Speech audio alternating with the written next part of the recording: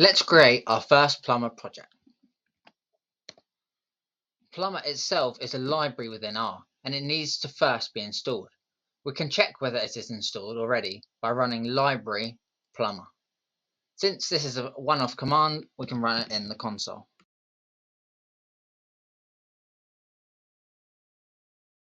Here my command returns successfully because I already have the Plumber package installed. Though if we encounter an error, we can install the library by running install packages, install.packages, and then quotation marks, plumber.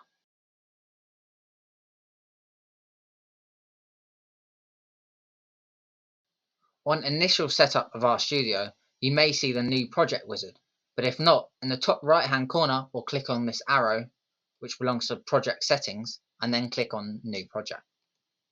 For now we'll say we want a new directory, and we can always rejig the folder structure later anyway. Under project type, we want to scroll until we see new Plumber API project.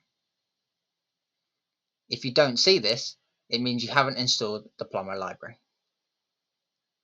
Click on this project type, give your project a name, I'll say R Airways, choose which folder the new project directory should be part of, and then click Create Project.